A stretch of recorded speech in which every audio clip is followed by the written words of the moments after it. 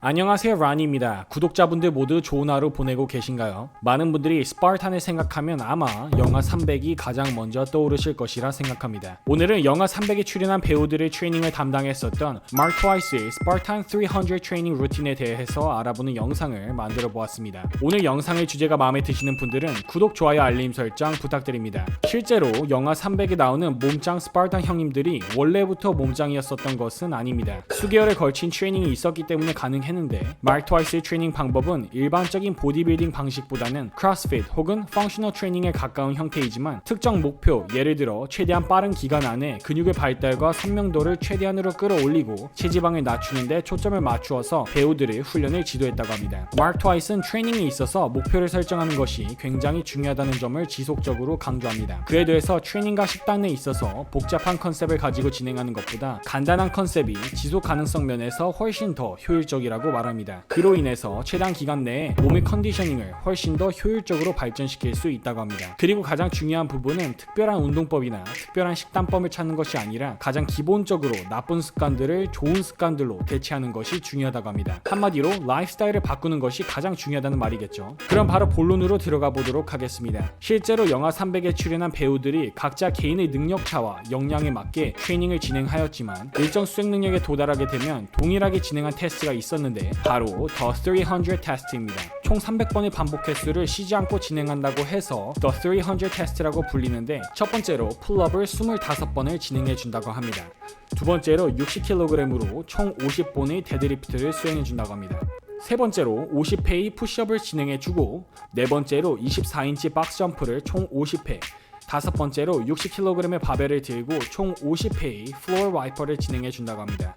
여섯 번째로 16kg의 캐틀벨을 사용해서 총 50회의 클린 앤 프레스를 진행해 준 후 그리고 마지막으로 다시 풀업으로 돌아와서 총 25번을 진행해 준다고 합니다. 전신을 골고루 사용해 주면서 서킷 트레이닝 형식을 통해서 유산소성으로 근신경계의 발달과 더 많은 칼로리를 소모하는 목적성을 두고 보았을 때 굉장히 적합한 트레이닝 방식이라는 생각이 듭니다. 루틴 자체가 일반적인 헬스장에서는 진행하는 데 어려움이 있기 때문에 크로스핏 전용 체육관에서 진행한다면 가장 효율적인 루틴일 것 같습니다. 물론 제가 선호하는 방식의 트레이닝과는 거리가 있기 때문에 꼭 이 방법으로만 해야 한다는 것이 아니라 이런 방법으로도 충분히 이런 몸을 만들 수 있구나 하고 정보 전달의 느낌으로만 구독자분들이 알고 계시면서 도전해보고 싶으신 분들은 그렇게 해보는 것 또한 나쁘지 않은 방법일 것으로 생각됩니다. 다음은 식단과 관련해서 알아보도록 하겠습니다. 마크 트와이스의 말에 따르면 하루 중 운동보다 식사에 들어가는 시간이 더 길고 식사보다 휴식에 들어가는 시간이 더 길기 때문에 생활 전체의 패턴과 습관을 바꾸기 위해선 양질의 휴식과 식단을 신경 써주는 것이 운동 못지않게 중요한 부분이라고 합니다. 재차 강조되지만 간단한 식단과 트레이닝을 진행할 때 지속하기가 더 쉬워지기 때문에 복잡한 것보다는 간단하게 챙겨 먹을 수 있는 식단을 계획해서 구성하는 것이 가장 중요하다고 합니다. 식단과 같은 경우 획일화시켜서 모든 사람들에게 똑같이 적용할 수 있는 부분이 아니기 때문에 우리가 바로 적용시킬 수 있는 마크 트와이스가 말하는 식단 원칙과 팁들에 대해서 이야기해 보도록 하겠습니다. 먼저 첫 번째로 체중 감량이 목적이라면 단기적인 목표를 설정하는 것이 중요하다고 합니다. 목표가 있는 식단과 아무 목적 없이 진행하는 식단에는